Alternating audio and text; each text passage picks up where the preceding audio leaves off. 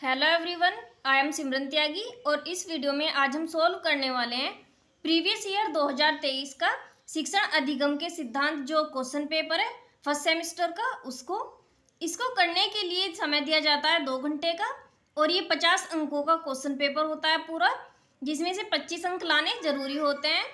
सबसे पहले इसमें शुरू में दिए होते हैं 15 मल्टीपल चॉइस क्वेश्चंस या वस्तुनिष्ठ प्रश्न। देखते हैं वो किस प्रकार के होते हैं। So let's start. फर्स्ट दिया गया है, इनको सॉल्व करते हैं कि शिक्षण एक त्रिध्रुवी प्रक्रिया है। कथन है, यह कथन किसने दिया था? यह कथन दिया था जॉन डीवी ने। So option 4 is right. उसके बाद दिया गया है कि किस शिक्षा शास्त्री ने शिक्षा को संपूर्ण जीवन माना है। सो इनमें से किस शिक्षा शास्त्री ने संपूर्ण जीवन माना है शिक्षा को?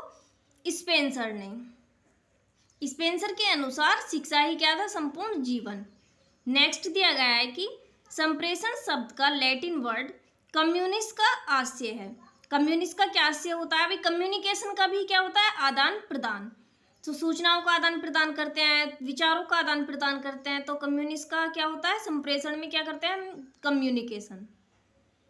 संप्रेषण के तत्व हैं, यानी कम्युनिकेशन के तत्व क्या होता है? कम्युनिकेशन किसी भी माध्यम से हम किसी को कोई संदेश पहुंचा रहे हैं, है ना, तो उसमें क्या है?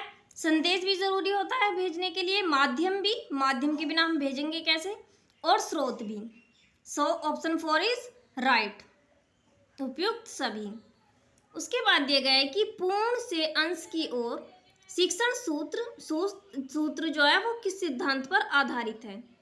तो पूर्ण से अंश की ओर शिक्षण सूत्र किस सिद्धांत पर आधारित है? यह गेस्टोल्ट सिद्धांत जो है उस पर आधारित है। नेक्स्ट दिया गया है कि प्रश्नोत्तर प्रविधि के जनक कौन है? प्रश्नोत्तर प्रविधि के जनक कौन है भाई? सुकरात। नेक्स्ट दिया गया है कि निदान की प्रक्रिया से संपादित होता है। निदान की प्रक्रिया से क्या संपादित होता है? समस्या समाधान। उसके बाद दिया गया है कि सूक्ष्म शिक्षण में निम्न में से कौन से तत्व का समावेश नहीं होता?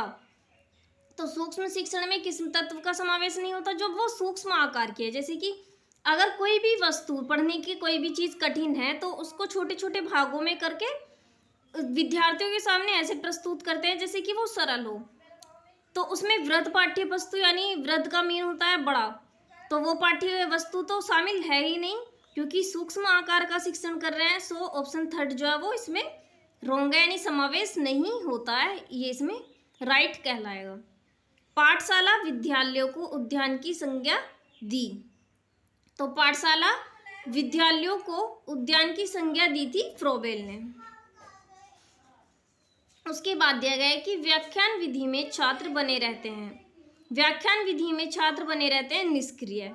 फिर क्या होता है? उनको व्याख्यानों द्वारा क्या किया जाता है? सक्रिय किया जाता है। तो यहाँ पर आप देख सकते हैं ये 10 मल्टीपल चॉइस क्वेश्चन हम सोल्व कर चुके हैं जो 1-1 अंक है। अब आगे देखते हैं जो हमारे 5 मल्टीपल चॉइस क्वेश्चन बचे हैं, क्योंकि शुरू में 15 अंक के मल्टीपल चॉइस क्वेश्चन दिए होते हैं। उसके बाद दिया गया है कि प्राचीन कालीन शिक्षण विधियाँ थीं।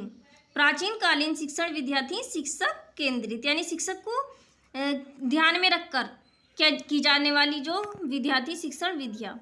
उसके बाद पूछा गया है कि प्रस्तावना प्रश्न का संबंध होता है। प्रस्तावना प्रश्न का संबंध होता है कि पूर्व ज्ञान से, कि पूर्व क्या ज्ञान है बच्चे को।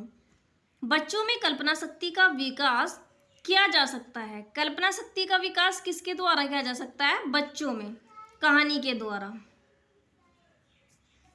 उसके बाद दिया गया है कि पाठ के प्रमुख तथ्यों को बार बार दोहराना किस शिक्षण सिद्धांत के अंतर्गत आता है?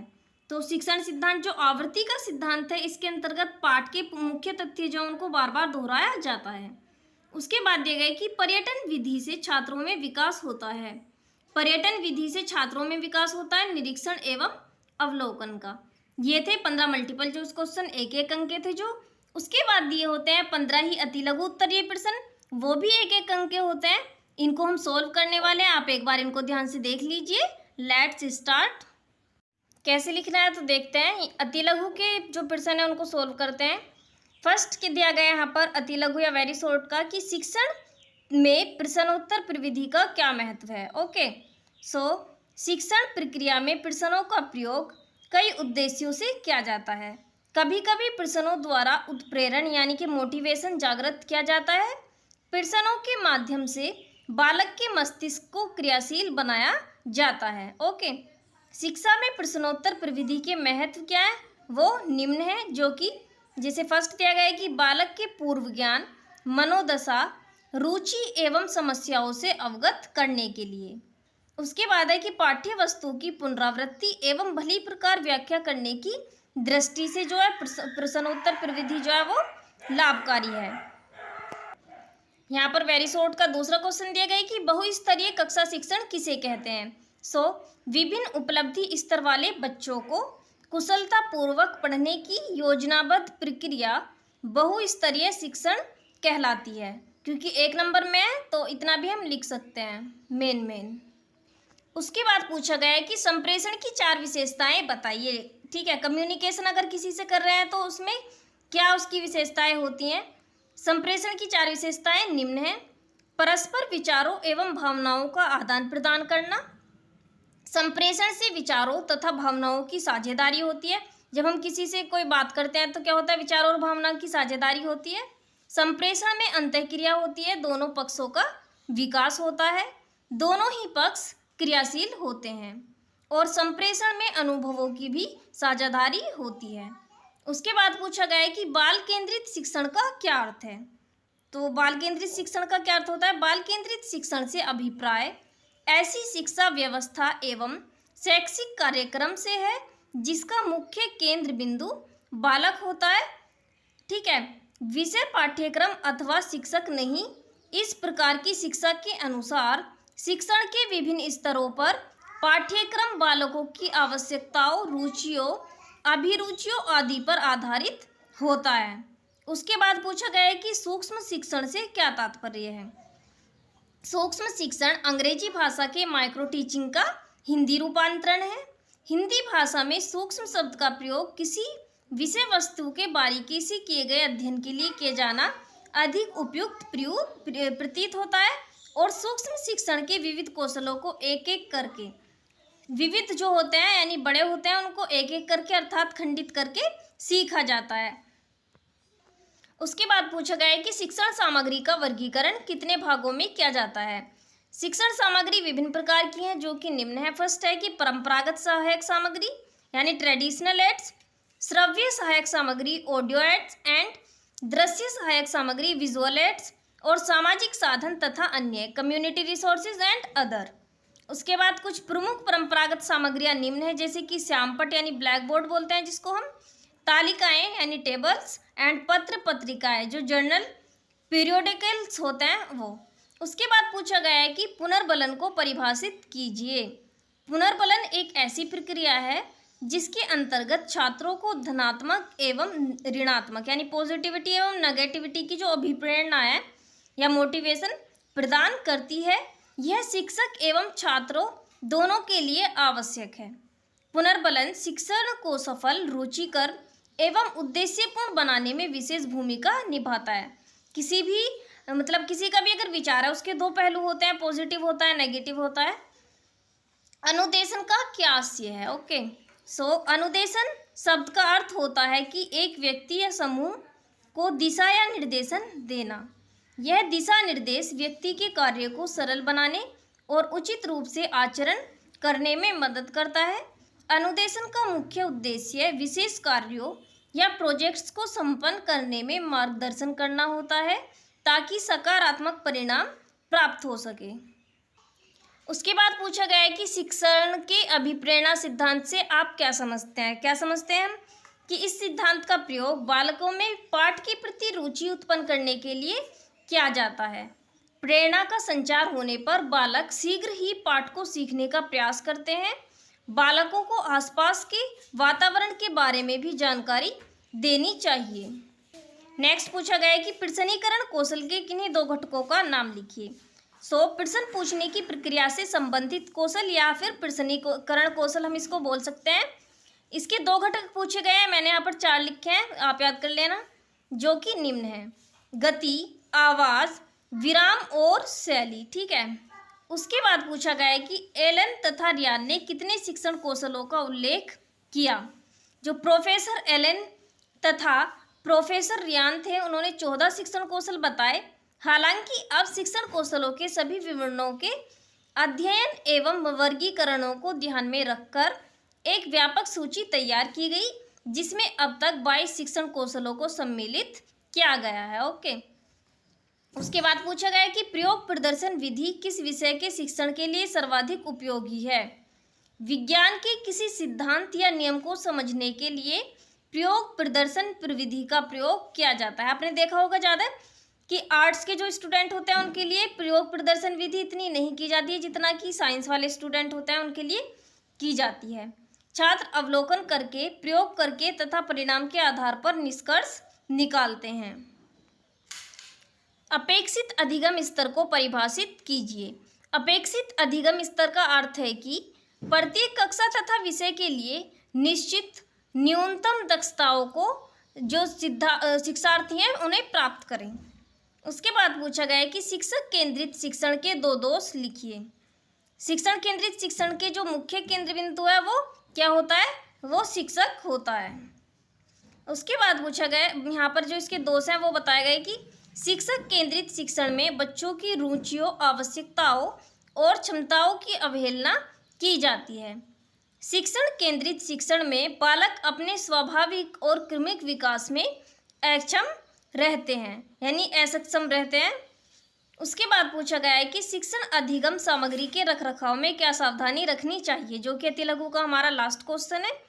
शिक्षण सामग्री को ऐसे स्थान पर रखना चाहिए जहां नमी तथा दीमक ना हो, कीड़ों आदि से बचाव की व्यवस्था होनी चाहिए तथा अच्छी गुणवत्ता वाली वस्तुओं का प्रयोग करना चाहिए जिससे वह अधिक समय तक सुरक्षित रखी जा सके। अब देखते हैं लघु के जो क्वेश्चन दिए गए हैं क्वेश्चन पेपर में 15 मल्टीपल हो चुके हैं और 15 वेरी शॉर्ट।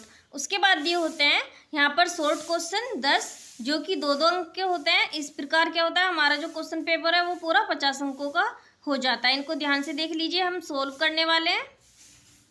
लघु का जो फर्स्ट क्वेश्चन है वो दिया गया है कि शिक्षण एवं प्रशिक्षण में अंतर को समझाइए।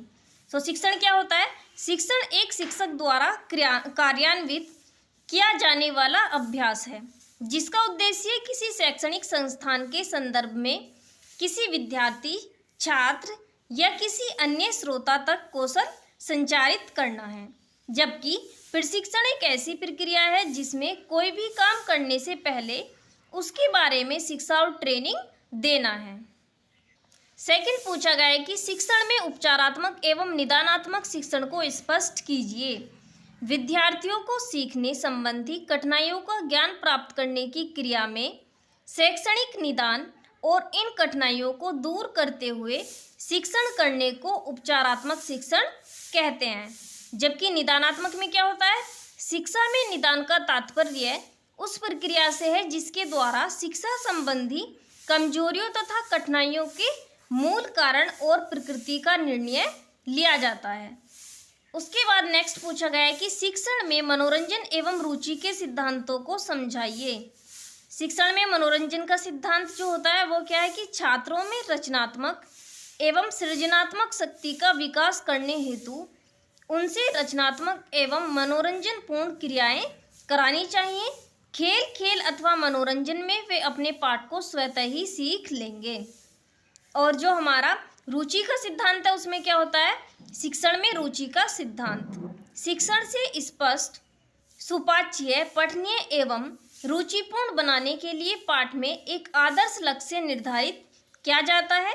इस निर्धारित लक्ष्य के द्वारा ही आगे बढ़कर पाठ में रुचि उत्पन्न की जा सकती है।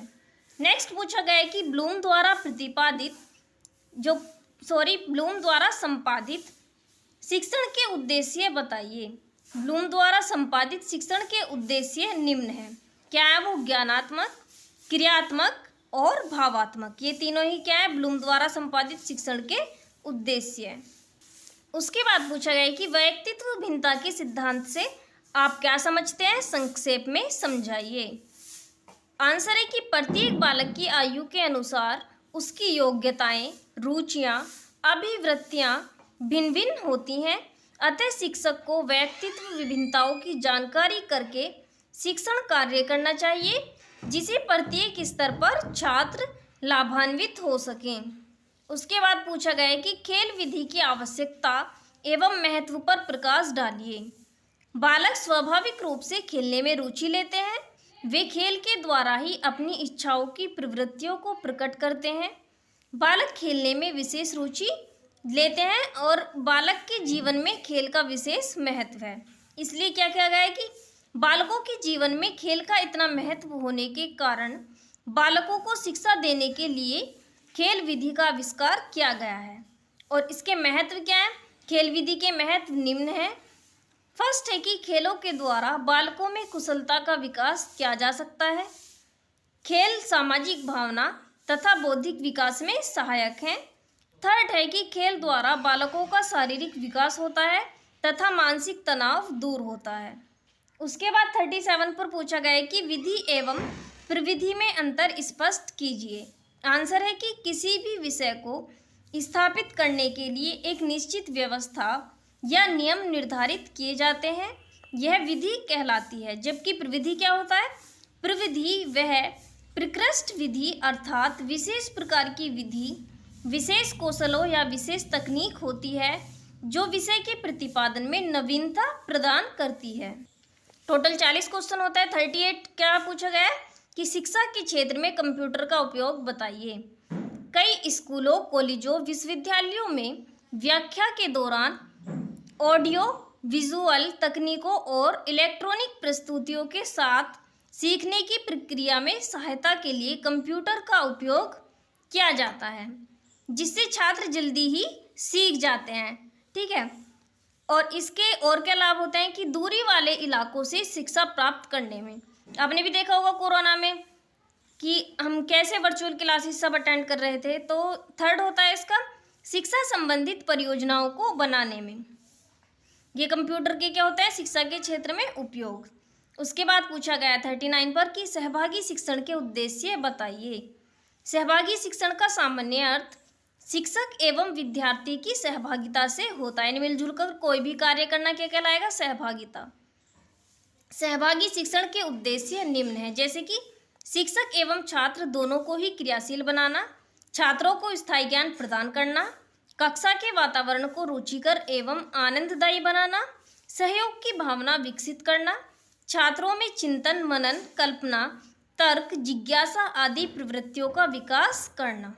उसके बाद लास्ट पूछा गया है कि शिक्षण में व्याख्यान प्रविधि को समझाइए। आंसर है कि किसी भी विषय वस्तु का गहन ढंग से विश्लेषण करना व्याख्यान कहलाता है। इस विधि का प्रयोग ज़्यादातर जटिल विषयों को समझाने के लिए तथा उच्च स्तर पर किया जाता है।